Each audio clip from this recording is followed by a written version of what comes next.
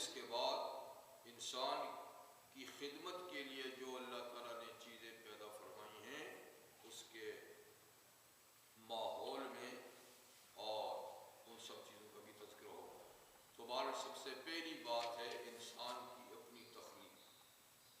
تو اس سلسلے میں فرماتے ہیں کہ وَلَقَدْ خَلَقْنَا الْإِنسَانَ مِنْ سُلَالَةٍ مِّن طِينٍ، اور یقیناً ہم نے انسان کو پیدا کیا مٹی کے خلاصے سے، یعنی چھانٹی ہوئی، چنی ہوئی، جمع کی ہوئی مٹی۔ اور یہاں انسان سے مراد سب سے پہلے انسان یعنی حضرت آدم علیہ السلام ہیں کہ جن کی تخلیق باقاعدہ مٹی سے پیدا یعنی بنائی گئی۔ جیسے کہ صحیح حدیث میں ہے کہ اللہ تعالیٰ کو جب منظور ہوا آدم علیہ السلام کا پیدا کرنا تو سب سے پہلی بات تو یہ ہے کہ اپنے اس ارادے کا اظہار اللہ نے ملائکہ کے سامنے کیا کہ میں زمین میں ایک مخلوق، ایک نائب پیدا کرنا چاہتا ہوں۔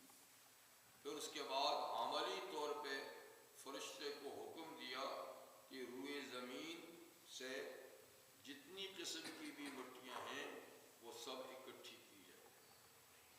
تو چونکہ زمین میں مختلف قسم کی مٹی ہے، ریتلی مٹی بھی ہے، چکنی بھی مٹی ہے، رنگت کے لحاظ سے کئی رنگوں کی ہیں، اسی طریقے سے بھری قسم کی بھی ہوتی ہے اور پتھر ملے ہوئے بھی اس میں ہوتے ہیں، سیاہ، سفید، سرخ قسم کی۔ تو ہر قسم کی مٹی جو ہے نا وہ اکٹھی کی گئی، تو وہ سب اکٹھی کی گئی، پھر اس کو پانی میں ملایا گیا اور پھر اس سے آدم علیہ السلام کا ڈھانچہ تیار کیا گیا۔ تو اس طرح سب سے پہلا انسان براہ راست مٹی سے بنایا گیا۔ آگے جو اس کی پھر نسل ہے تو وہ براہ راست مٹی سے نہیں بلکہ وہ پانی کے ایک قطرے سے چلائی گئی۔ لیکن اس لحاظ سے دیکھیں کہ پانی کا وہ قطرہ جن غذاؤں سے بنتا ہے تو وہ ساری غذائیں بھی تو مٹی سے پیدا ہوتی ہیں، پھل ہیں، اناج ہے اور سبزیاں ہیں، سب مٹی سے تو پیدا ہوتی ہیں۔ تو اس لحاظ سے دیکھیے تو سارے انسانوں کی تخلیق مٹی ہی سے ہو رہی ہے، لیکن تاہم یعنی آگے جو نسل چلی تو وہ پانی کے ایک قطرے سے۔ فرماتے ہیں کہ ثم جعلناه نطفة فی قرار مکین، پھر ہم نے ہر انسان کی تخلیق کا ذکر، مرد یا عورت سب، پھر ہم نے کر دیا اس کو ایک نطفہ، ایک قطرہ، فی قرار مکین، ایک مضبوط اور محفوظ ٹھہرنے کی جگہ میں، یعنی وہ رحم مادر ہے تو اس میں اس قطرے کو محفوظ کر کے رکھ دیا گیا، ایک عرصے تک رکھ دیا گیا۔ نطفہ کہتے ہیں اس قطرے آب کو جو بالکل صاف اور شفاف ہو اور اس میں کسی قسم کی ملاوٹ نہ ہو، کیونکہ یہ ایسا ہی ہوتا ہے کہ ایک ہی آدمی کا قطرہ ہوتا ہے اور اس میں اور کسی دوسرے کی ملاوٹ نہیں ہوتی، تو اس لیے اس کا نام ہوتا ہے نطفہ۔ تو مادہ تولید یعنی جو مرد کا ہے اسے عورت کے رحم میں، جس کو قرار مکین فرمایا یعنی ٹھہرنے کی جگہ اور مضبوط اور محفوظ، اس میں رکھ دیا گیا۔ پھر وہاں تخلیق کا عمل باقاعدہ، یعنی اللہ تعالیٰ فرماتے ہیں کہ ہم نے اس میں انسان کی تخلیق کا معاملہ برہنوار شروع کیا۔ تو ثم خلقنا النطفة علقہ، پھر یوں ہوا کہ ہم نے اس نطفے کو ایک عرصے کے بعد علقہ میں تبدیل کیا۔ علقہ جمع ہوئے خون کو کہتے ہیں یا خون کا لوتھڑا آپ کہیں، تو اس میں انقلاب آیا اور یہ انقلاب 40 دن کے اندر آتا ہے۔ 40 دن کے بعد یعنی وہ پانی منقلب ہو کر خون کا لوتھڑا بن گیا۔ فخلقنا العلقة مضغة، پھر ہم نے اس علقہ کو، خون کے لوتھڑے کو، گوشت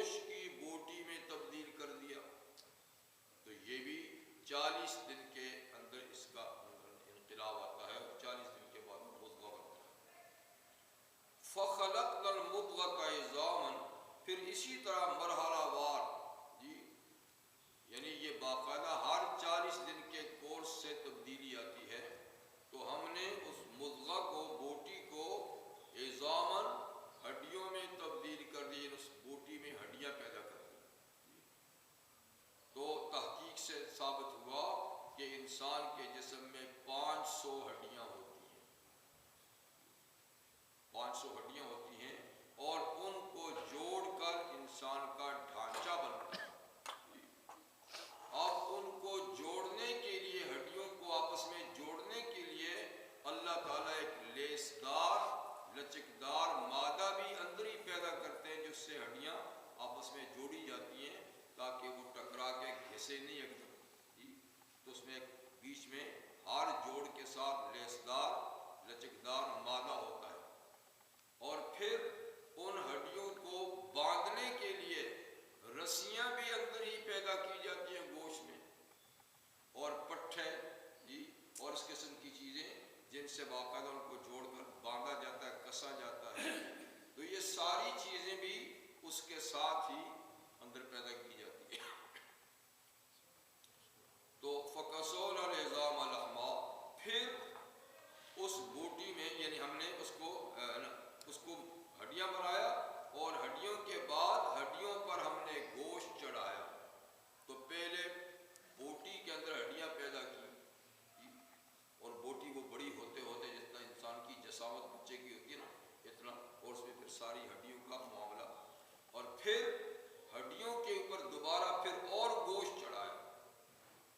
اور گوشت چڑھانے کے بعد پھر کیا ہوتا ہے، اس کے اوپر کھال چڑھائی جاتی ہے، پھر بال پیدا ہوتے ہیں، پھر ناخن پیدا ہوتے ہیں، اور پھر اندرونی پورا جسم کے اندرونی نظام جو ہے نا، آنتیں ہیں، معدہ ہے، پھیپھڑے ہیں جی، اور دل ہے، اور پھر سر کے اندر جو اللہ تعالیٰ نے دماغ رکھا ہے، پھر سر کے اندر کان بنتے ہیں، آنکھیں بنتی ہیں، منہ بنتا ہے، دانتوں کی جگہ زبان. یہ ساری کاروائی جو ہے نا اس میں مکمل ہو جاتی ہے.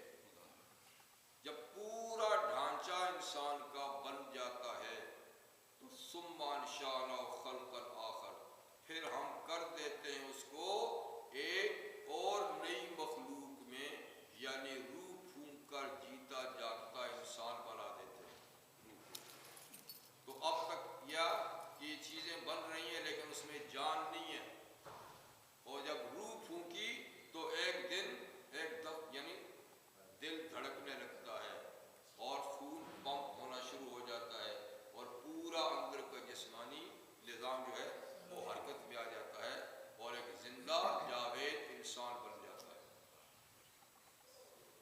فتبارک اللہ احسن الخالقین. تو اس نظام کو دیکھ کر ایک انسان پکار اٹھتا ہے کہ برکت والا ہے اللہ، جو سب بنانے والوں میں سب سے اچھا بنانے والا ہے. تو یوں تو اللہ تعالیٰ کی تخلیق کے شاہکار دنیا میں بے شمار ہیں، لیکن جتنا بڑا شاہکار انسان ہے اتنی کوئی دوسری چیز نہیں. تو انسان اللہ تعالیٰ کی قدرت کا سب سے بڑا نمونہ ہے. روایت میں ہے کہ نبی کریم صلی اللہ علیہ وسلم نے کچھ حضرات کو وحی لکھنے پر معمور کیا ہوا تھا. خود تو حضور صلی اللہ علیہ وسلم امی تھے، لکھنا پڑھنا لکھا ہوا نہیں پڑھ سکتے تھے، لکھتے بھی نہیں تھے جی. تو آپ بولتے جاتے تھے کیونکہ حافظے میں آتی تھی، بولتے جاتے تھے، اور لکھنے والے کچھ حضرات لکھنے والے ہی پہلے کم ہوتے تھے جو تھے، تو لگ بھگ کوئی 40 کے قریب تھے یہ حضرات. لیکن بیک وقت ان کی یہ ڈیوٹی نہیں تھی، یعنی ان 40 میں سے جو بھی نئی وحی نازل ہوتے وقت موجود ہوتا تو اس کو بلا کر اس سے لکھوا لیتے تھے، تاکہ جن لوگوں کی یادداشت بہت تیز نہیں ہے تو وہ ان کو دے دیا جائے، وہ آگے اس کو دے کے یاد کر لیں. تو کچھ تو سنتے ہی یاد کر لیتے تھے، اور کچھ کو لکھ کے دینا پڑتا تھا. تو اس طریقے سے ایک کاتب وحی تھے کہ جن کو یہ صورت یعنی یہ آیتیں آپ نے لکھوائیں. جب لکھوائیں تو آخری آیت جو ہے بے ساختہ اس کی زبان سے نکل پڑی.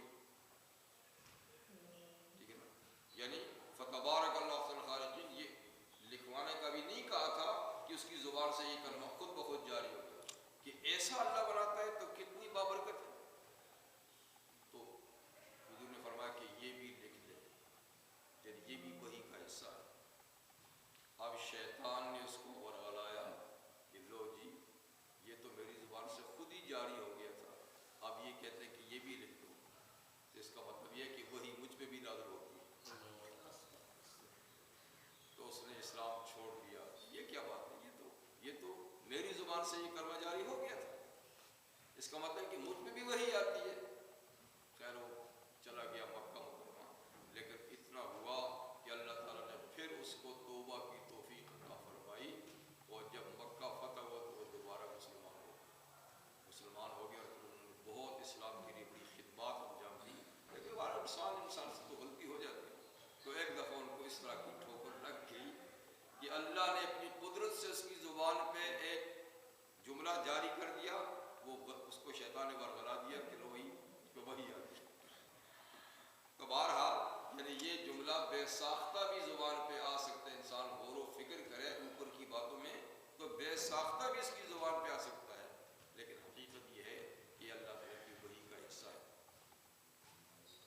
تو یہ اللہ تعالیٰ نے انسان کی مرحلہ وار تخلیق کا ذکر فرمایا کہ ہر 40 دن کے بعد اس میں انقلاب آتا ہے، ہر 40 کے بعد اس کی شکل و صورت میں تبدیلی آتے آخر میں کیا ہوتا ہے، روح ڈلتی ہے اور جسم متحرک ہو جاتا ہے.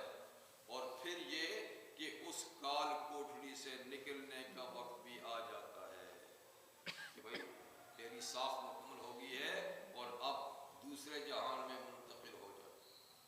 تو بہرحال انسان کا دور اول اللہ نے ان آیات کے اندر تفصیل سے بیان کیا. یوں تو انسان کی تخلیق کے بارے میں کئی آیات ہیں اور اس میں انسان کی ابتدائی حالت کا ذکر فرمایا ہے. جیسے کہ سب سے پہلی حالت کے بارے میں فرمایا حال اتی علی الانسان حین من الدہر لم یکن شیئا مذکورا، کہ بالیقین انسان پر ایک ایسا زمانہ بھی آیا ہے کہ اس کا تو کوئی ذکر ہی نہیں تھا. کائنات میں اور بے شمار چیزیں تھیں لیکن انسان نام کی کوئی مخلوق نہ تھی. یعنی ایک دور ایسا بھی تھا، اللہ کے علم میں تو سب کچھ تھا کہ ایسا آگے چل کر ہوگا، ایسی مخلوق میں بناؤں گا، اتنی ان کی نسل ہوگی، یہ ہوگا، سب کچھ. لیکن عالم وجود میں یعنی انسان کا کوئی تذکرہ نہیں تھا.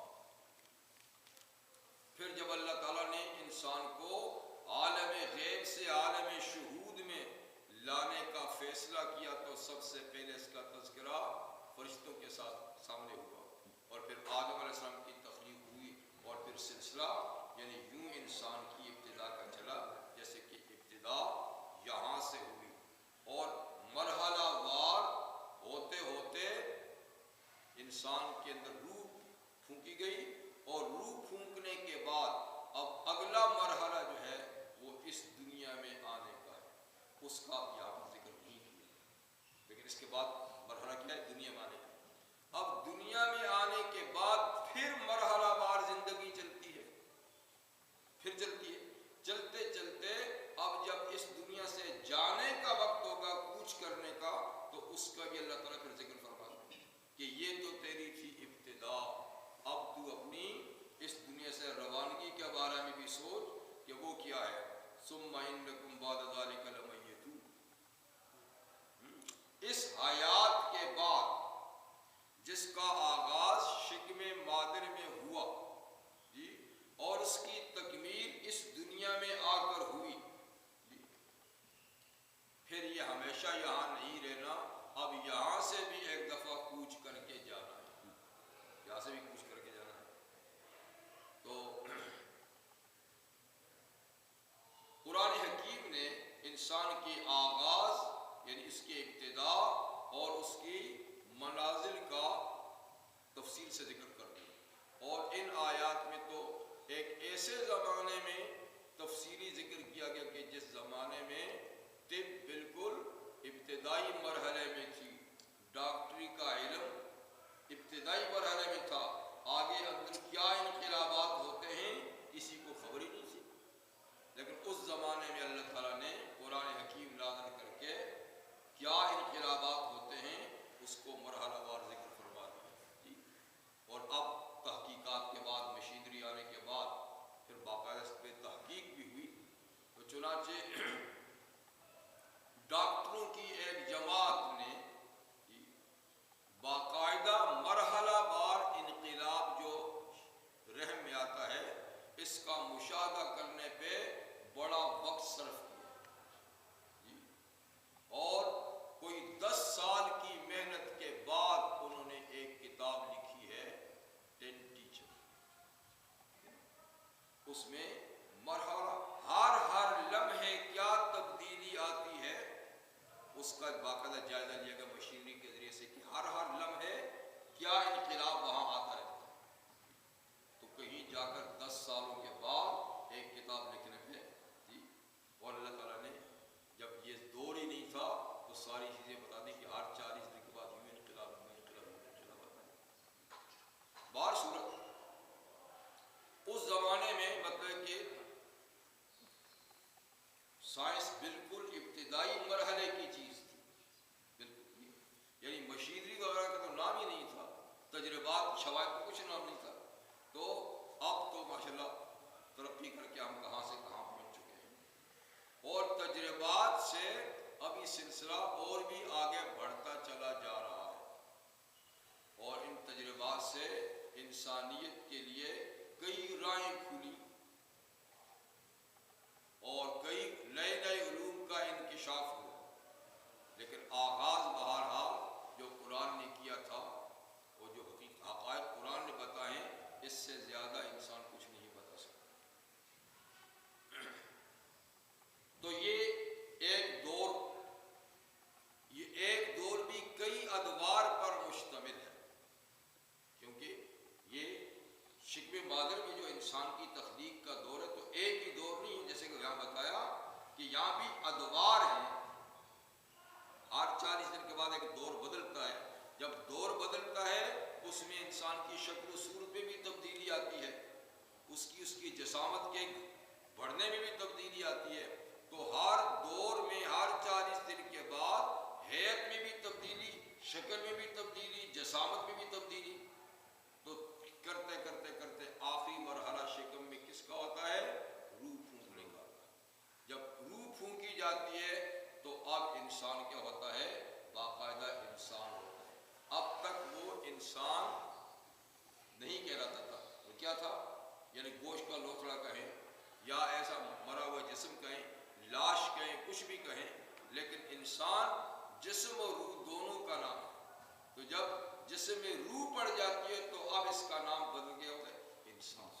تو انسان بنتا ہے. جب انسان بنتا ہے تو اس کے بعد پھر اب وہاں سے اللہ تعالیٰ اس کو اس دنیا میں منتقل کرتے ہیں. علامہ ابن جوزی رحمہ اللہ ایک بڑے اسکالر گزرے اور انہوں نے انسانی زندگی کے مراحل پر ایک کتاب بھی لکھی ہے جس کا نام ہے مواسم العمر. عمر کے موسم، انسان کی عمر کے موسم. یعنی انسان جس طریقے سے ہمارے گرد و پیش میں موسم ہیں اور ان کی تبدیلی سے آب و ہوا بدلتی ہے، اور ان کی تبدیلی سے باقی چیزوں پہ بھی اثر پیدا ہوتا ہے. بہار آتی ہے تو ہر چیز زندہ ہو جاتی ہے، خزاں ہو تو ہر چیز مری بھی نظر آتی ہے. کبھی سرما ہوتا ہے تو سردی آ جاتی ہے، گرما ہو تو گرمی آ جاتی ہے. تو جیسے موسموں کی تبدیلی سے ہر چیز پر اثر پڑتا ہے تو وہ کہتے ہیں کہ انسان کی زندگی کے بھی کئی موسم ہیں اور ان کے بدلنے سے انسانی مزاج میں بھی تبدیلی پیدا ہوتی ہے، انسانی خواہشات میں بھی تبدیلی پیدا ہوتی ہیں اور انسانی ضروریات کے اندر بھی تبدیلی پیدا ہوتی ہے. تو انہوں نے وہ لکھے ہیں. تو اس میں پہلے تو یہی سے آغاز کیا ہے جہاں سے اللہ تعالیٰ نے انسانی زندگی کے موسموں کا ابتدا کیا کہ پہلے یہ تھا، پھر یہ تھا، پھر یہ تھا. تو ہوتے ہوتے جب روح پھونکی جاتی ہے اور جیتا جاگتا انسان ہوتا ہے تو علامہ لکھتے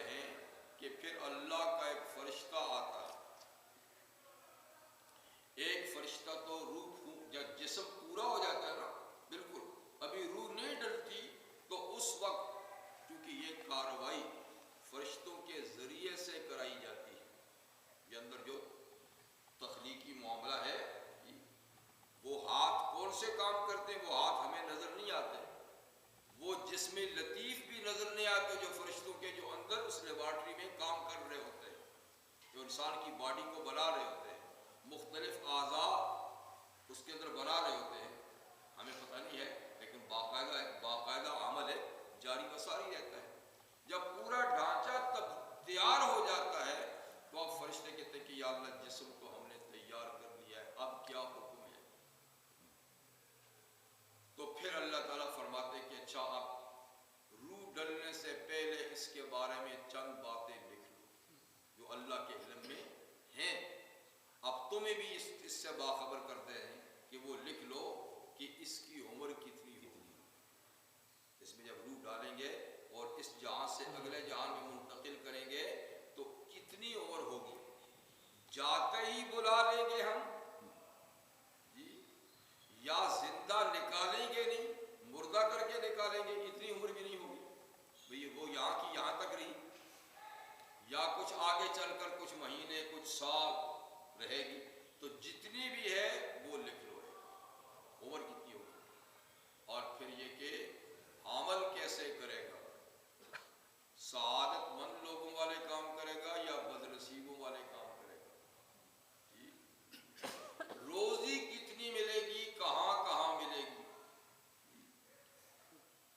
اور یہ کہ موت کہاں آئے گی، مرے گا کہاں، تو یہ چیزیں لکھ دی جاتی ہیں، لکھنے کے بعد پھر اس میں روح ڈالی جاتی ہے، ثم انشأنا خلقا آخر، جب روح ڈالی جاتی ہے تو اب وہاں کا کام پورا ہو گیا، اب اس کو وہاں مزید نہیں رکھنا ہوتا، اب فرشتے آ کر اس کو کہتے ہیں کہ چلو اب یہاں سے نکلو،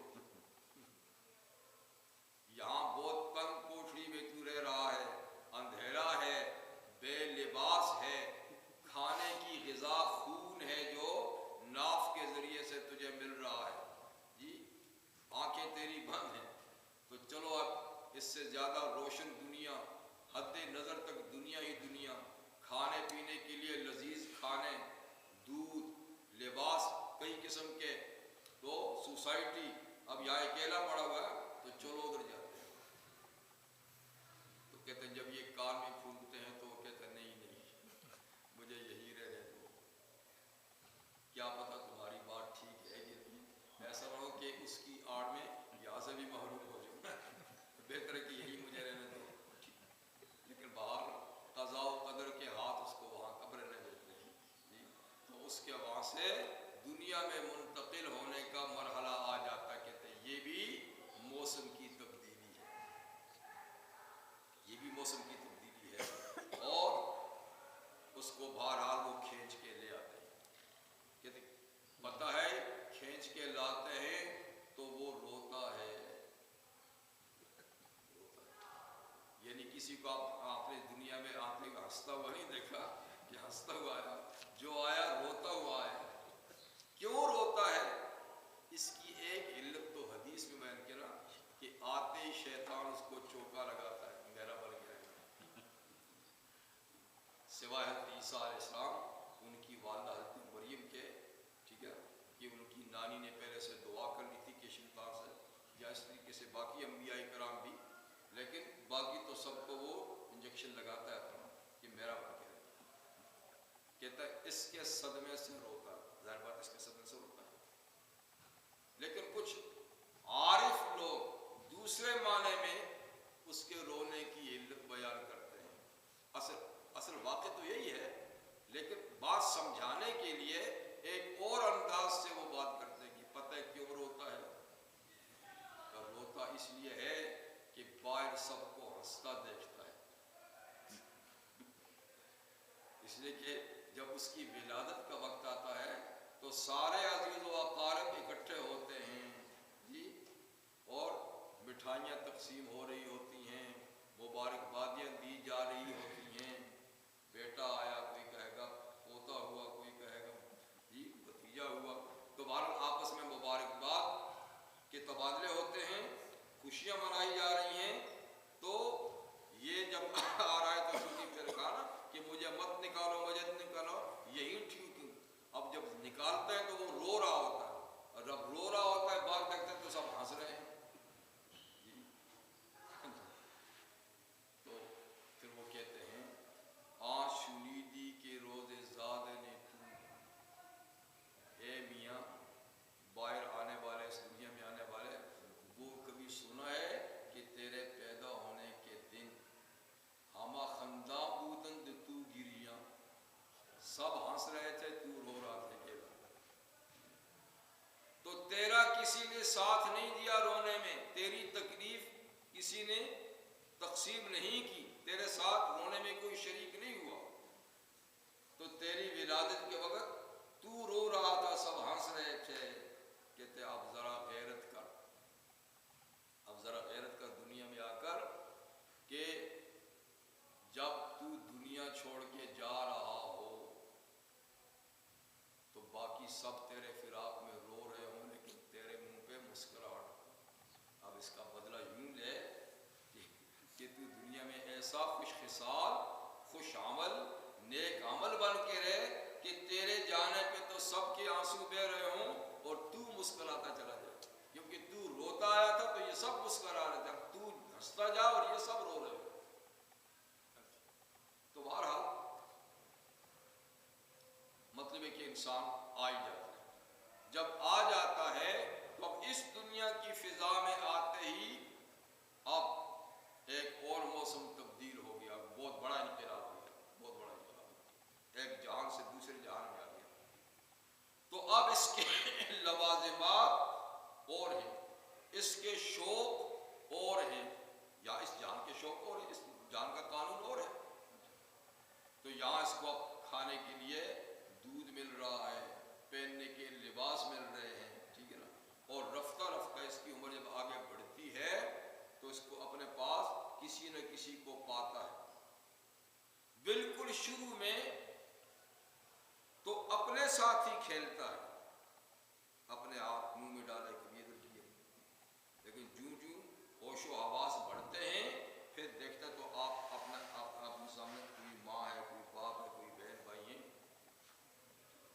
اور پھر ان کے ساتھ ایسا عادی ہو جاتا ہے کہ ان میں سے کوئی ادھر ادھر ہو جائے تو پھر چیخیں مارتا ہے، کیونکہ سوسائٹی بن گئی نا، اب اکیلا محسوس کرتا ہے کہ میں اکیلا کیوں ہوں، اور یہ کہ کبھی روتا ہے بہلانے کے لیے کھلونے ولونے سامنے کر دو تو بس بہل جاتا ہے، لیکن پھر جب اور بڑا ہو جاتا ہے تو اپنا کھیلنا اپنے ساتھ یہ چھوڑ دیتا ہے، اب دوسروں کا کھیل دیکھتا ہے، کھیل دیکھنے کا شوق پیدا ہو جاتا ہے جی، اور اب وہ اپنے کھلونوں ان سے بھی غرض نہیں ہے، وہ جو شروع میں اس کے پاس ہوتے ہیں اس سے غرض نہیں ہوتی، اب موسم اور تبدیل ہو گیا نا، 4 سال کا ہو گیا، 5 سال کا ہو گیا، اور پھر یوں کہ اسکول کا وقت آ جاتا ہے،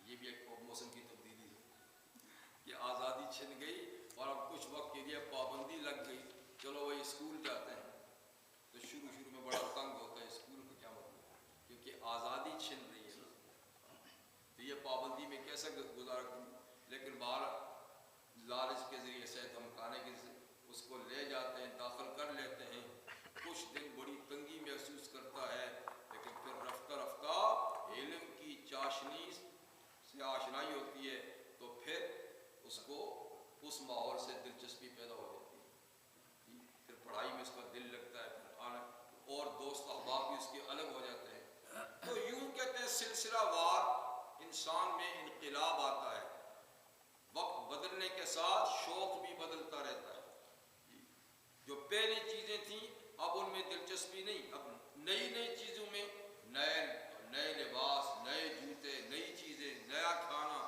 جی ہر چیز میں نیا پن آ جاتا ہے، پھر چلتے چلتے تعلیمی سلسلہ ختم ہوتا ہے تو پھر رشتے کی باتیں ہوتی ہیں، اب اس کو جوڑ دو کہیں، پہلے اس کو یہ بھی انوکھا لگتا ہے، یہ کیا بات ہے، یہ بھی ایک آزادی ہے، لیکن اس آزادی کو اگر پابند کرتے ہیں، لیکن بڑا دلچسپ لفظ اس کے بول رہے ہیں کہ شادی ہو رہی ہے تاکہ اس کی وحشت ختم ہو جائے.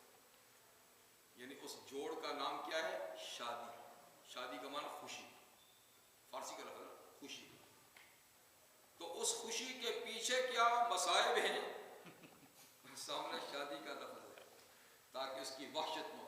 پہلے دن سے اگر اس کو بتا دیا کہ شادی کرنے کے لوازمات یہ ہیں تو پھر تو بیچارہ بھاگ ہی جائے گا کہیں. لیکن اس کی دلچسپی بڑھانے کے لیے نام اور رکھا ہے، حقائق پیچھے کچھ اور ہی ہوتے ہیں.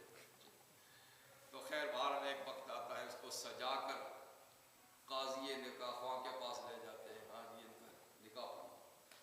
تو بیچارہ بڑا خوش ہوتا ہے کیونکہ پگڑی بھی باندھی ہوئی ہے، ہچکن بھی پہنی ہوئی ہے، عمدہ لباس بھی ہے، دوست احباب بھی ہیں، سارے اڑوس پڑوس.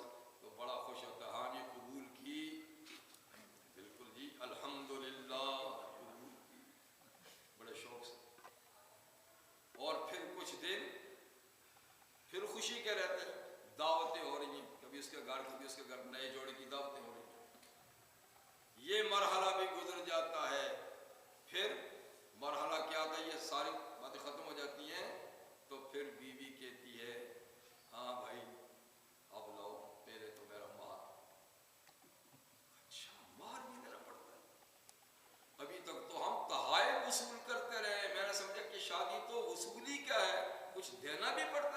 ہاں ابھی کیا ہے، ابھی تو ابتدائی عشق ہے ہوتا ہے.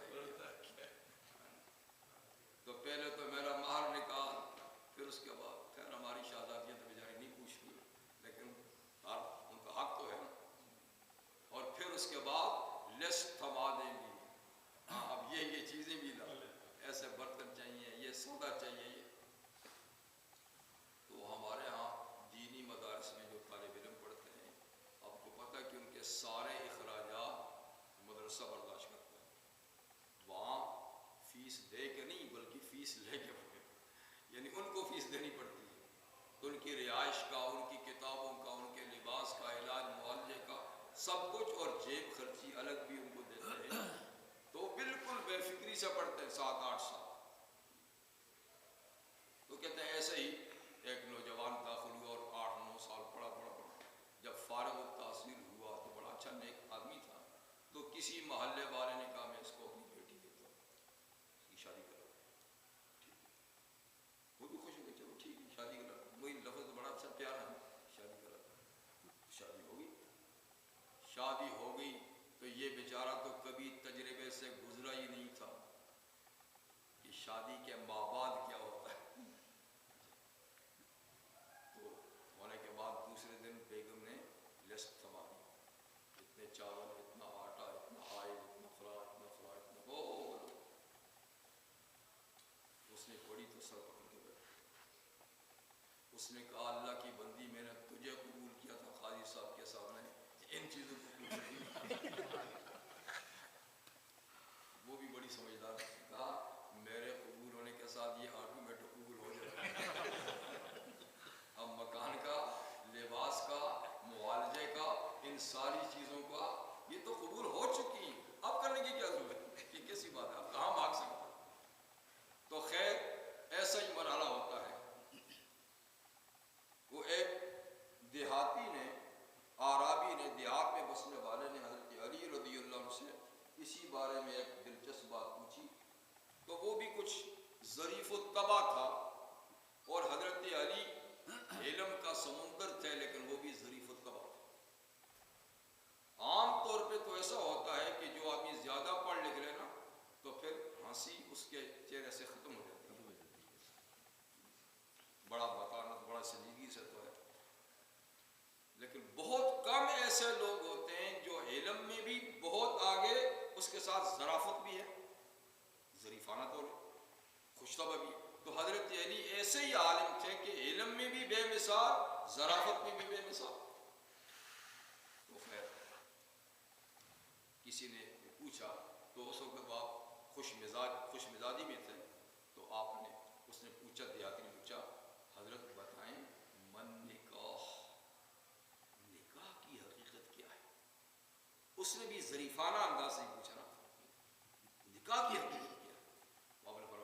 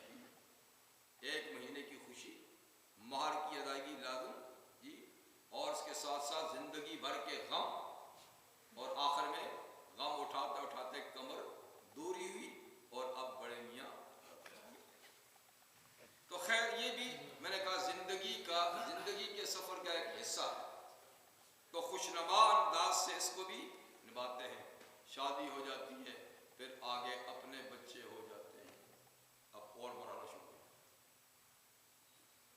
اب ان کی فکر ہے، ان کو پڑھاؤ، پڑھانے کے بعد پھر ان کو بھی بڑے، پھر ان کی شادیاں کرو، تو کرتے کرتے کرتے کرتے زندگی کا یہ سفر اب قریب الاختتام ہو جاتا ہے، اور بہت کم لوگ ہیں جو بڑھاپے اور قصور دہر تک پہنچتے ہیں، ورنہ پہلے ہی خاتمہ ہو جاتا ہے۔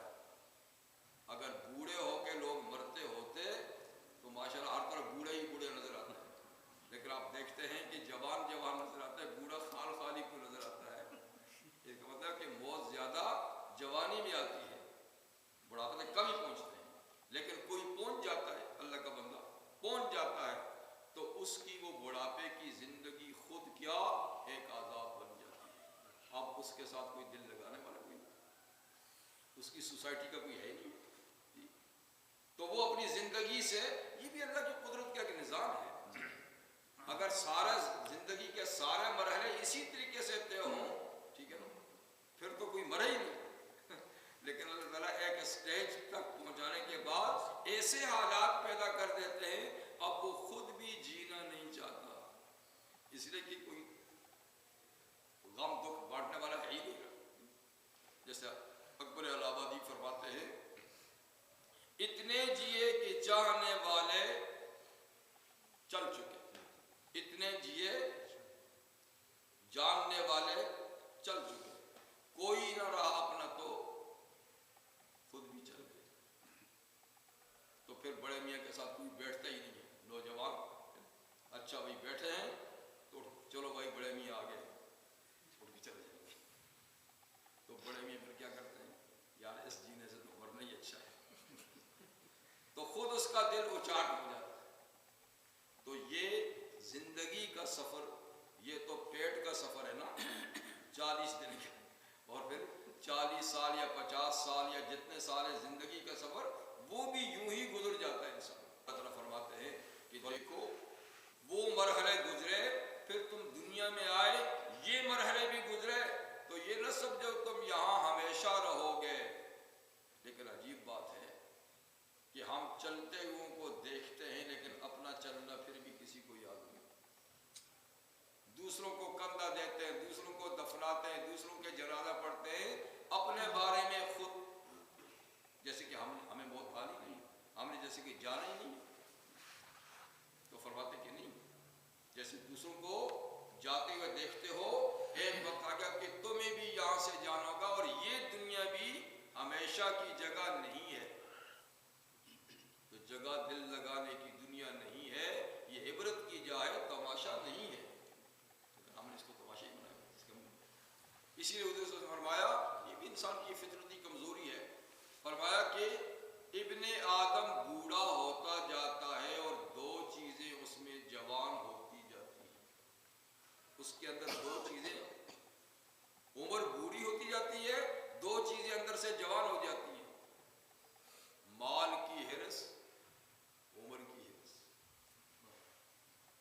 اس لیے موت کو یاد ہی نہیں، کوئی یاد دلائے تو بھائی اس کا ذکر نہیں کرتا، ارے بھائی ذکر کرو یا نہ کرو وہ تو اپنے ٹائم پہ آئے گی۔ تو اللہ تعالیٰ اسی مرحلے کا ذکر فرما دے، لیکن بیچ کی زندگی کا ذکر نہیں، اب ابتدائی مراحل کا ذکر کیا، اب دنیا میں آنے کے جو مراحل وہ تو میں نے تھوڑا سا آپ کے سامنے گن لیے نا، ان کا ذکر قرآن نے نہیں کیا، اب جانے کا ذکر کر رہا ہے کہ تم آئے ہو اور ہمیشہ نہیں رہو گے، ثم انکم بعد ذلک لمیتون، پھر تم اس حیات دنیا کے بعد مرنے والے ہو، تو دنیا کی زندگی کا ذکر نہیں کیا، اب موت کا ذکر ہے۔ اچھا مرنے والے ہو تو یہ بھی نہ سمجھو کہ مر گئے اور معاملہ ختم ہو گیا، جیسے کہ منکرین قیامت کا خیال ہے کہ مر گئے اور ختم ہو گیا معاملہ، اب دوبارہ جی اٹھنا نہیں، فرمایا نہیں، مرنے کے بعد پھر ایک سفر جاری رہے گا تمہارا، قبر کا، برزخ کا ایک سفر، پتہ نہیں وہ کتنے سالوں کا ہے، کتنی صدیوں کا ہے، پر وہ بھی ایک سفر ہے جو زیر زمین چلتا رہے گا، چلتا رہے گا، آخر وہ سفر بھی ختم ہو جائے گا،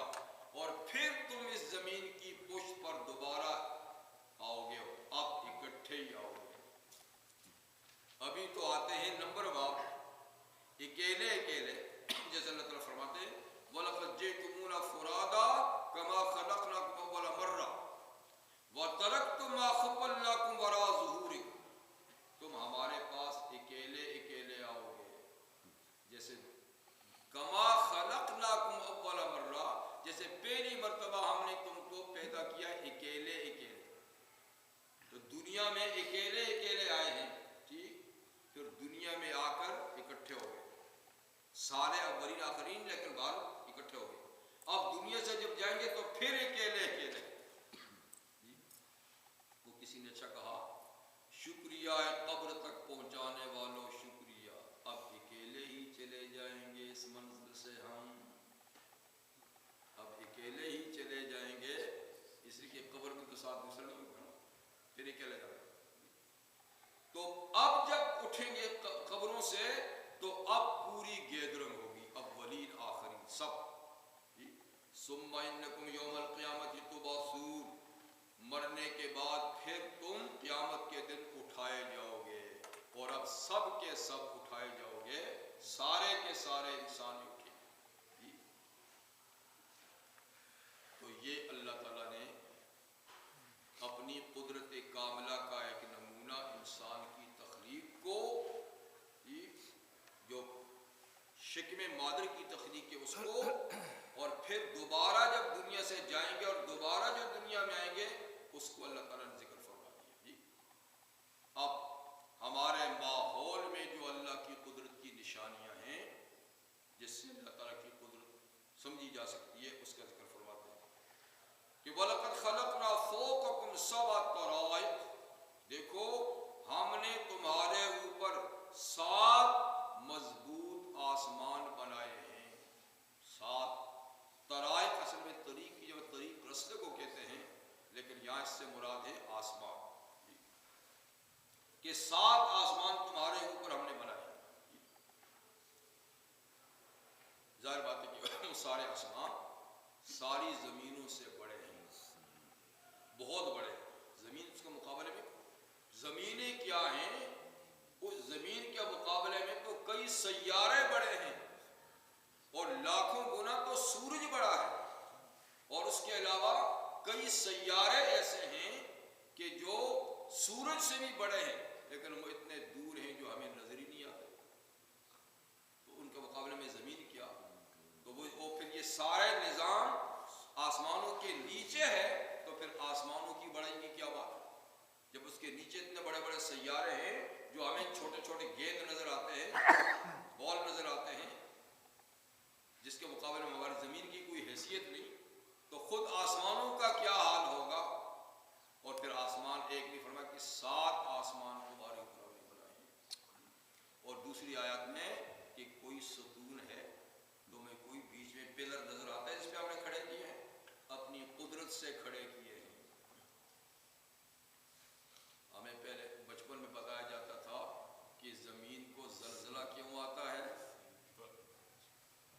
کہتے تھے کہ یہ بیل کی سینگوں پہ زمین رکھی ہوئی ہے، تو جب ایک تھک جاتا ہے نا الٹتا ہے تو دوسرے تو زلزلہ آتا ہے۔ ارے بھائی تو ساری دنیا کو اکٹھا تھوڑا آتا ہے، وہ تو زمین کے کسی تھوڑے تھوڑے حصے میں آتا ہے، لیکن ایک کہانی تھی سنا دیتے تھے، ہاں بیل کچھ نہیں ہے، زمین خود ایک گیند ہے، جیسے چاند ہے، جیسے سورج ہے، جیسے مریخ ہے، جیسے عطارد ہے، جیسے زحل ہے، جیسے باقی ہیں، یہ بھی ایک سیارہ ہے، یہ بھی گول ہے، اور جس طرح وہ فضا میں معلق ہیں، اور کس نے ان کو معلق کیا ہوا ہے، سائنس والا تو ہمیں بہلاتے ہیں کہ قوت کشش سے، کہ کشش ہے، کشش بھی تو کسی نے پیدا ہی کی ہوگا نا، خود بہت کشش نہیں ہوتی، تو یہ زمین بھی کشش سے چلتی ہے، تو کشش کوئی کھینچ رہا تو چل رہی ہے نا، تو باقی سارے سیارے بھی کسی کے کھینچنے سے، تو اسی طریقے سے آسمان جی تو وہ بھی کسی دیوار پہ کسی پیلر پہ کھڑے نہیں ہیں، بلکہ اللہ کی قدرت سے پورا نظام قدرت سے قائم ہے، اور جب تک اللہ چاہیں گے تو یہ بالکل ٹکرائیں گے نہیں، جیسے چل رہے ایسے ہی چلتے رہیں گے، اور جس دن اللہ کا فیصلہ ہوگا کہ اب اس کائنات کو ختم کرنا ہے تو ایک دن سب ٹکرائیں گے، دڑام سے ختم ہو جائے گا۔ تو سورہ نبا میں سبع شداد 7 مضبوط آسمان، اور سورہ تبارک الذی میں ہے کہ دیکھو کتنے زمانے سے بنائے، تمہیں تو پتہ نہیں کہ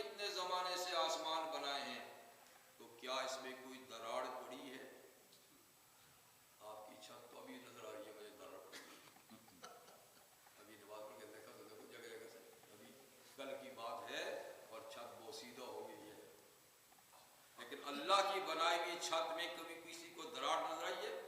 فرجل بصر کرتین، بار بار نظر یعنی اوپر کر کے دیکھو آسمان میں، حل تری من فطور، کوئی فطور ہے، کوئی شگاف ہے، کوئی ٹوٹ ٹوٹ ہے جی. ثم ارجع البصر کرتین، پھر بار بار دیکھو، تو آپ کی آنکھ تو تھک جائے گی دیکھ دیکھ کے، لیکن آپ کو آسمان میں کوئی شگاف نظر نہیں آئے گا. صبر شدادا، صاف مضبوط آسمان بنائے بغیر پلر کے اور اس کی قدرت سے کھڑے ہیں، اور باقی سارے قرے اس کی قدرت سے چل رہے ہیں. کتنی بڑی کائنات کو وجود دیا اللہ نے اور تھما رکھا ہے اس نے. پھر فرماتے ہیں وما كنا عن الخلق غافلین، اور ہم اپنی مخلوق سے بے خبر بھی نہیں ہیں کہ پیدا کر دیا تھا خبر نہیں ہے، کوئی کہاں ہے کوئی کہاں نہیں، ساری چیزوں سے باخبر بھی ہے. جب سے وجود دیا ہے تب سے ہر چیز کی مکمل خبر رکھتے ہیں اور اس کی ہر ضرورت کو پورا کرتے ہیں کہ اس کو کیا ضرورت ہے، اس کو کیا ضرورت ہے. ہر وقت الحمدللہ رب العالمین، سب تعریفیں اللہ کے لیے جو سارے جہانوں کو پال رہا ہے، سب کی تربیت کر رہا ہے، سب کی ضرورتیں پوری کر رہا ہے اور کسی چیز سے وہ بے خبر نہیں. آپ کو شاید سنایا ہوگا، نہیں بھول کے تو پھر تازہ کر دوں کہ حضرت موسیٰ علیہ السلام کو جب نبوت ملی تھی تو نبوت ملتے ہی اللہ کا پیغام کیا تھا کہ سیدھا فرعون کے پاس جاؤ. اور وہ اپنے ساتھ بیوی بھی، کچھ بکریاں بھی، کچھ نوکر بھی لائے تھے مدین سے، جن کو رستے میں چھوڑ کے آگ کی تلاش میں آئے تھے نا، وہ یہاں آگ نہیں تھی، نبوت ملی اور کہا سیدھے چلے جاؤ. تو مفسرین نے، امام راضی نے لکھا ہے رحمۃ اللہ نے، اس کو لے کے چھوڑ گیا. وہ بیچاری اکیلی جنگل میں جی، کوئی خادم نوکر ساتھ ہوگا یا بکریاں ہیں، تو خیال آیا، کچھ زبان سے نہیں کہا کیا بنے گا. تو اللہ کو یعلم ما توسوس به نفس، جو دل میں وسوسہ آتا ہے، خیال آتا ہے، اللہ اس کو بھی جانتا ہے. تو اللہ کا وسوسہ فوراً دور کیا اور کہا جو لاٹھی سانپ بنی تھی نا، اب لاٹھی ہے، اس کو اس چٹان پہ مار. کوئی پتھر تھا تو چٹان پہ جب لاٹھی ماری تو اس کے اوپر سے پیس ہٹے، اندر ایک اور گونا تھا، اوپر سے نہیں گونا تھا، ایک لاٹھی سے اوپر کے پیس ہٹ کے اندر کا ایک اور گونا نکلا. بہت کہا اس پہ بھی مار، اس پہ ماری، اس کے بھی اوپر کے چھلکے ہٹے تو اندر ایک اور گونا تھا. کہا اس پہ بھی مار، اس کو مارا تو وہ 2 پیس ہو. جب 2 پیس ہوا تو اس کے عین سنٹر میں ایک کھدی ہوئی جگہ تھی، اس میں ایک کیڑا بیٹھا ہوا تھا، اس کے منہ میں ہری پتی تھی گھاس کی، وہ کھاتا جا رہا تھا اور پڑھتا جا رہا تھا سبحان من یرانی، پاک ہے وہ ذات جو پتھر کے 3 پردوں میں مجھے دیکھ رہا ہے. سبحان من یسمع کلامی، پاک ہے وہ ذات جو ان پتھروں کے اندر میری آواز سن رہا ہے. کیڑے کی آواز ہی کیا، اور پھر 3 پتھروں کے خوروں کے اندر جی. اور سبحان من یرانی، سبحان من یسمع کلامی یذکرنی ولا ینسانی، اور پاک ہے وہ ذات جو مجھے یاد رکھتا ہے، اس نے مجھے کبھی بلایا یاد رکھتا ہے، اور میں جاندار ہوں جی. میری تربیت کا نظام اس نے گھر یہ بنایا ہے اور تربیت بھی یہاں کر رہا ہے. ہری گھاس کی پتی روزانہ کھاتا ہوں، یہاں مجھے پہنچتی ہے بلا رات. وما كنا عن الحق غافلين، ہم اپنی مخلوق سے بے خبر نہیں کہ پیدا کی اور خبر ہی نہیں رکھتے، ہر چیز سے باخبر ہے.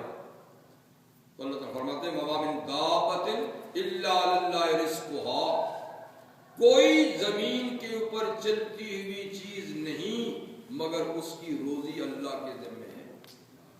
وَيَعْلَمُ مُسْتَقَرَّهَا وَمُسْتَوْدَعَهَا، پھر اللہ ہر چیز کے مستقل ٹھکانے کو بھی جانتے ہیں اور عارضی ٹھکانے کو بھی جانتے ہیں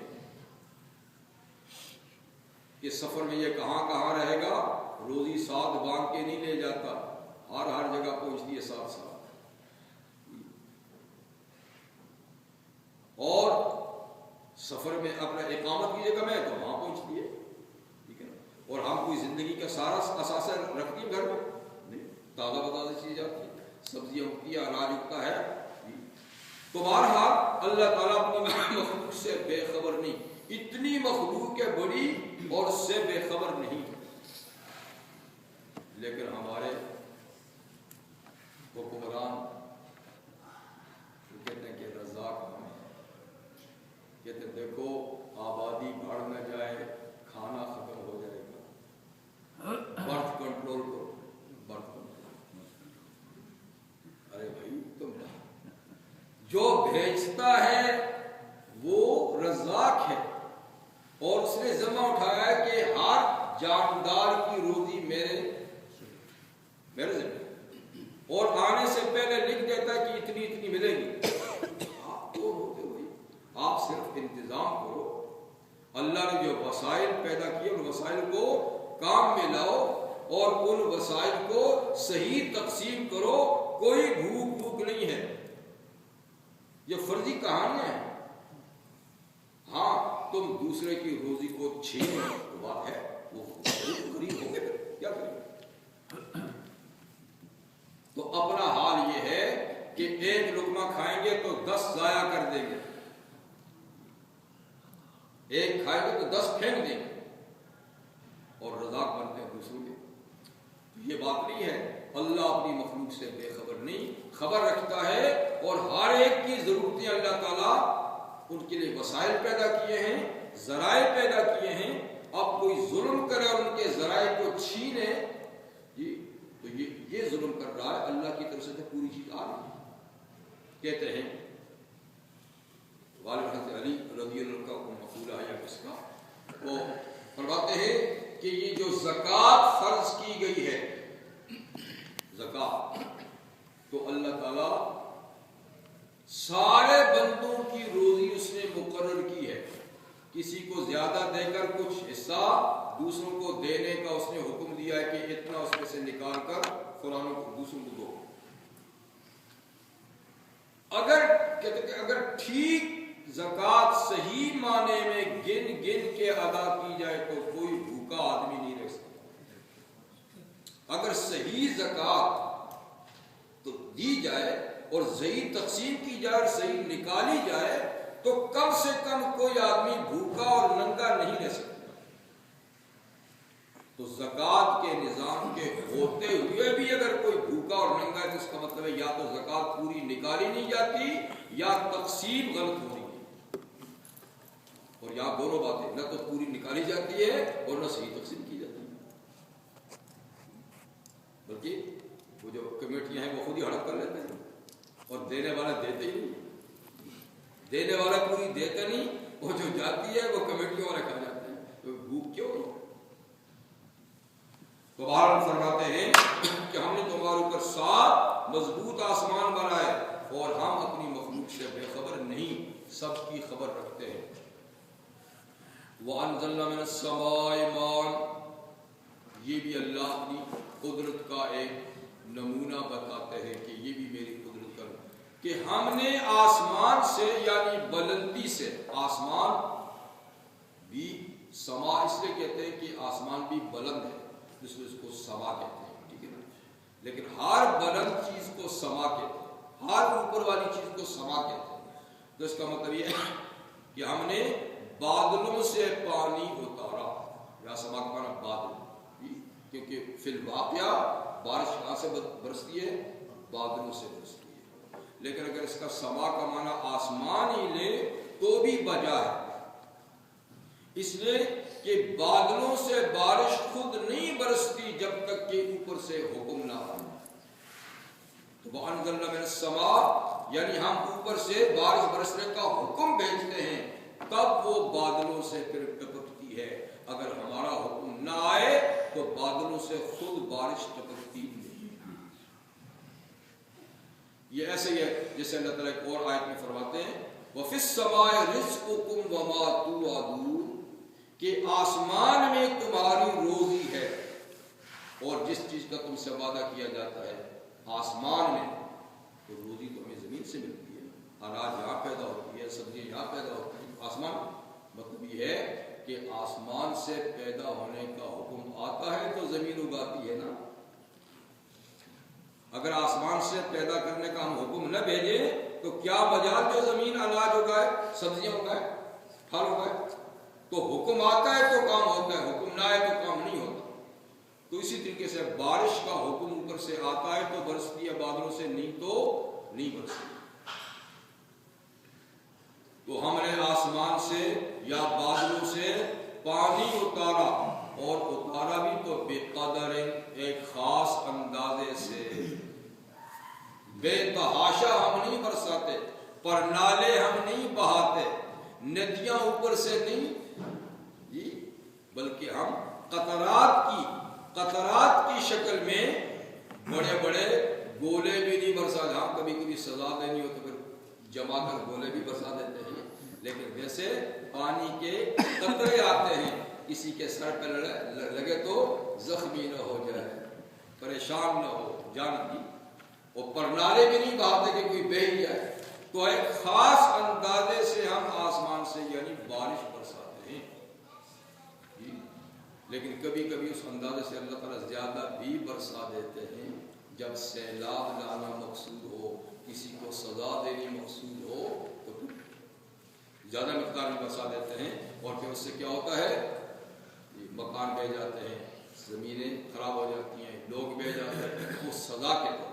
لیکن عام طور پہ ایک خاص اندازہ لمٹ ہے جس سے اللہ تعالیٰ بارش برساتے ہیں۔ پھر جب بارش برساتے ہیں خاص اندازے سے فَأَسْكَنَّاهُ فِي الْأَرْضِ، ہم اس کو روک دیتے ہیں زمین کے اندر، یعنی کچھ پانی اوپر بہا دیتے ہیں جتنا ضرورت کے مطابق ندی نالوں میں یا تالابوں میں، لیکن کچھ پانی ہم زمین کے اندر ٹھہرا دیتے ہیں۔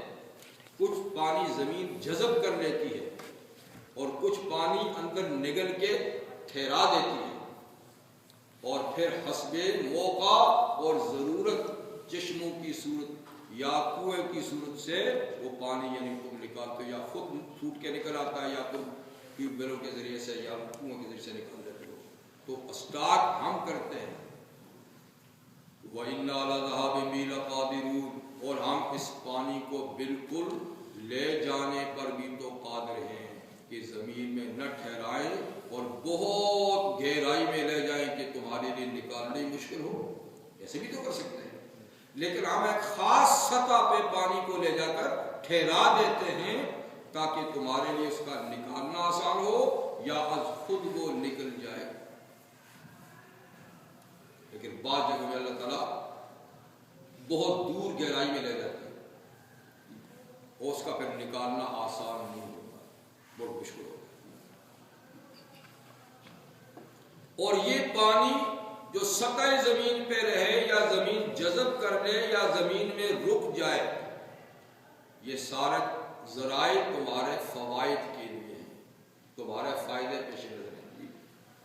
فَأَنشَأْنَا لَكُم بِهِ جَنَّاتٍ مِّن نَخِيلٍ وَأَعْنَابٍ، پھر ہم اگاتے ہیں تمہارے لیے اس پانی کے ذریعے سے باغات، فصلیں جی، یہاں باغات کا ذکر، باغات کس کے؟ من نخیل، کھجور کے۔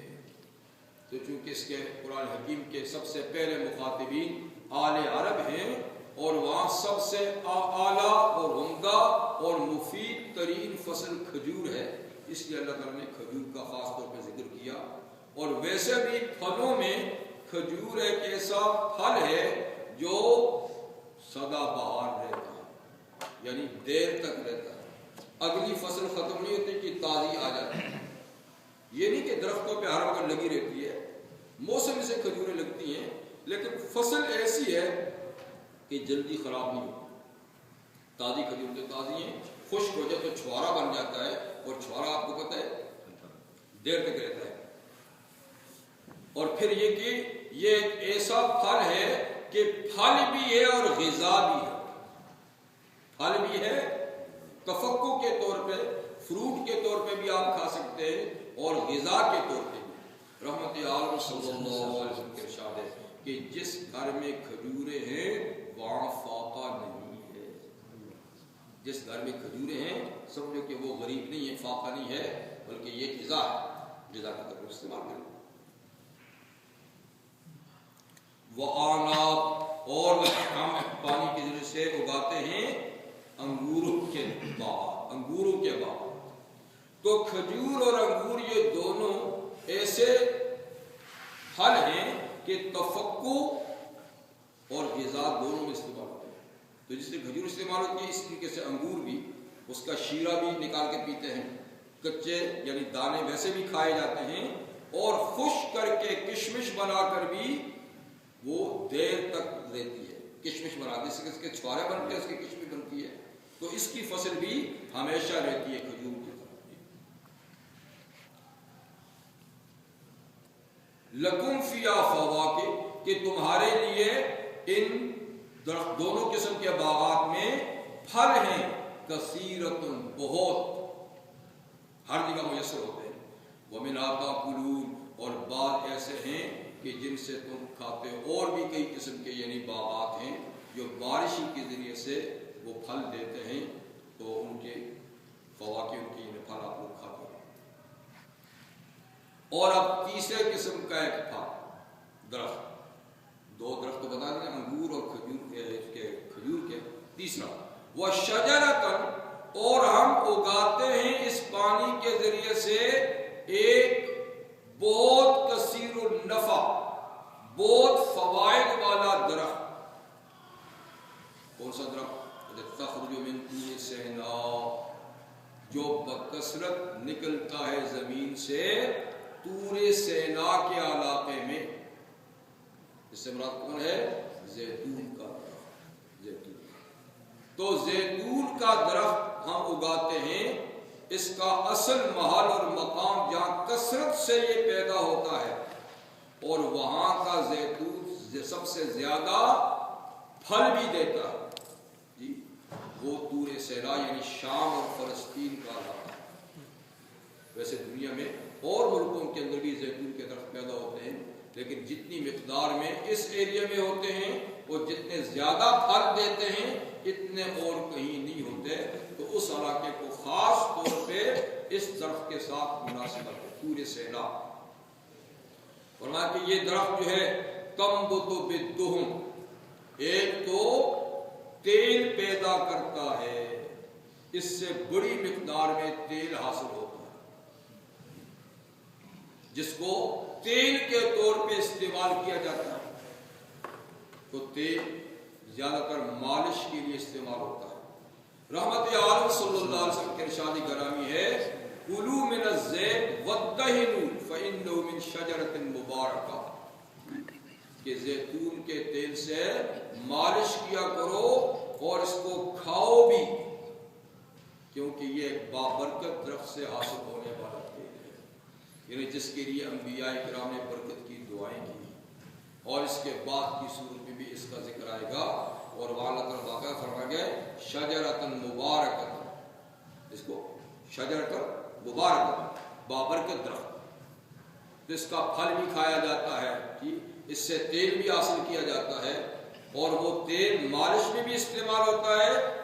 وصدق للآکلین، اور کھانے والوں کے لیے بطور سالن بھی استعمال ہوتا ہے. صدق اس سالن کو کہتے ہیں جس میں روٹی ڈبو کر کھائی جائے، شوربہ. تو جس طریقے سے واقعی شوربے جو ہے نا ان میں روٹی ڈبو کر کھاتے ہیں، تو آل عرب زیتون کے تیل میں روٹی ڈبو کر کھاتے ہیں. اور فرماتے کہ حضور صلی اللہ علیہ وسلم کی ارشاد گرامی ہے کہ جس گھر میں سرکہ ہے، زیتون کا تیل ہے، تو وہ سالن کے بغیر نہیں ہے. سالن، یہ دونوں چیزیں سالن ہیں، سرکہ، زیتون کا تیل. تو بات یہ مالش کے لیے، اور اب تو ماشاءاللہ کھانے پکانے کے لیے بھی گھی کی جگہ اس کا استعمال زیادہ عربوں میں ہوتا ہے. اور یہ ہے بھی بے انتہا مفید اور غیر مضر، جیسے کہ باقی آئل میں ہے ان میں مضر چیزیں پائی جاتی ہیں، اس میں وہ چیز نہیں، صرف للعابدین۔ تو یہ 3 قسم کے درخت یعنی ہم پانی کے ذریعے سے، اس کے علاوہ ہر سبزہ، ہر سبزی، ہر اناج جو ہے وہ پانی کے ذریعے سے ہی اللہ تعالیٰ پیدا فرماتے ہیں۔ تو پانی اتنی نفع بخش چیز ہے، اور اللہ فرماتے ہیں کہ ہم اس کو ایک خاص اندازے سے اتارتے ہیں، اور جتنا بہانا چاہیں بہا دیتے ہیں، جس کو ٹھہرانا چاہیں زمین کے اندر ٹھہرا دیتے ہیں۔ سورہ زمر میں اللہ فرماتے ہیں فَسَلَكَهُ يَنَابِيعَ فِي الْأَرْضِ، ہم کچھ پانی جو ہے نا زمین کے اندر چشموں کے ذریعے سے چلا دیتے ہیں۔ برستا کسی اور جگہ میں ہوتا ہے، زمین کے اندر ہی اندر چلتے چلتے نکلتا کسی اور جگہ سے ہوتا ہے۔ تو یہ زیر زمین، اس کے لیے رستہ کس نے بنایا ہے؟ زمین اس کو چوس کیوں نہیں لیتی؟ اس لیے کہ ہمارا ارادہ تو وہاں پہنچانے کا، تو چوستی نہیں ہے، اور بغیر کھدائی کے زمین کے اندر رستہ رستہ رستہ رستہ جا کے نکل جاتا ہے۔ جنابی وَإِنَّ لَكُمْ فِي الْأَنْعَامِ لَعِبْرَةً، اور یقیناً تمہارے لیے چوپائے جو ہیں ان میں بھی نشان عبرت ہے، دلیل عبرت۔ اس دلیل کو کہتے ہیں نا جس کو دیکھ کر آدمی حقیقت کو سمجھے، کہتے ہیں اس سے عبرت حاصل کرتے ہیں، اس سے عبرت حاصل کرو، جس سے سبق حاصل ہو اس کو۔ تو فرمایا کہ یہ جو چوپائے ہیں تمہارے گھروں میں، پالتو جانور، اونٹ، گائے، بھینس، بھیڑ، بکری وغیرہ، تو اس میں بھی تمہارے لیے کیا ہے؟ عبرت ہے، نشان عبرت ہے، دلیل عبرت ہے۔ ان کو دیکھ کر بھی اللہ کی قدرت سمجھ میں آتی ہے، کوئی یعنی اس نظریے سے دیکھے کہ نسقیکم مما فی بطونہا، کہ ہم تمہیں پلاتے ہیں وہ چیز جو ان جانوروں کے پیٹوں میں ہے۔ کیا ہے؟ دودھ ہے۔ تو سورہ نحل میں اللہ نے اور ایک انداز سے فرمایا ہے ان لکم فی الانعام لعبرۃ نسقیکم مما فی بطونہا من بین فرث و دم، کہ وہ چشمہ آتا کہاں سے ہے؟ ملک پلانٹ جو ہم نے لگایا ہے، تمہیں پتہ ہے کچھ؟ وہ کہاں سے؟ من بین فرث، ایک طرف گوبر بدبودار، دوسری طرف خون بدبودار، یہ بھی حرام وہ بھی حرام، یہ بھی نجس وہ بھی نجس، یہ بھی ناپاک وہ بھی ناپاک، اور ان دونوں کے درمیان ہم نے کیسی مشینری فٹ کی ہے کچھ پتہ ہے؟ بالکل سفید دودھ نکلتا ہے، من بین فرث و دم، لبن، دودھ، خالصا، کوئی نہ خون کی ملاوٹ، نہ گوبر کی ملاوٹ، نہ ان کی بو، نہ ان کے ذرے، خالصا سائغا للشاربین، جو پینے والوں کے گلے سے آسانی سے اترتا ہے، منہ میں ڈالو تو نسقیکم مما فی بطونہا، ہم پلاتے ہیں تم کو وہ چیز جو ان کے پیٹوں میں ہے، وَلَكُمْ فِيهَا مَنَافِعُ كَثِيرَةٌ، اور تمہارے لیے ان جانوروں میں اور بھی کئی فائدے کی چیزیں ہیں، ان کی کھال، ان کی ہڈیاں، ان کے بال، ان کے پٹھے، وَمِنْهَا تَأْكُلُونَ، اور ان میں سے کچھ ایسے ہیں جن کو تم کھاتے بھی ہو، ان کا گوشت بھی کھایا جاتا ہے، باقی اجزاء سے بھی فائدہ اٹھائے جاتے ہیں اور گوشت بھی کھایا جاتا ہے۔ وَعَلَيْهَا وَعَلَى الْفُلْكِ تُحْمَلُونَ، اور ان جانوروں پر، جیسے اونٹ، جیسے گھوڑا، ان جانوروں پر، وَعَلَى الْفُلْكِ، اور کشتیوں پر، تُحْمَلُونَ، تم اٹھائے بھی جاتے ہو، سواری بھی کرائی جاتی ہے۔ تو خشکی میں تمہاری یہ سواریاں ہیں، اور دریا میں کشتیاں تمہاری سواری ہیں، تمہارا یہ بھی فوائد ہیں ان سے۔ تو کثیر الفوائد ہیں جانور، اللہ تعالیٰ نے جتنی بھی چیزیں پیدا کی ہیں نا، سب کسی نہ کسی طریقے سے انسان کے فائدے کے لیے، چاہے براہ راست ہم سے کوئی فائدہ لے رہے ہوں یا نہ لے رہے ہوں، لیکن ہر چیز میں کوئی نہ کوئی فائدہ ضرور رکھا ہے۔ سبحان اللہ۔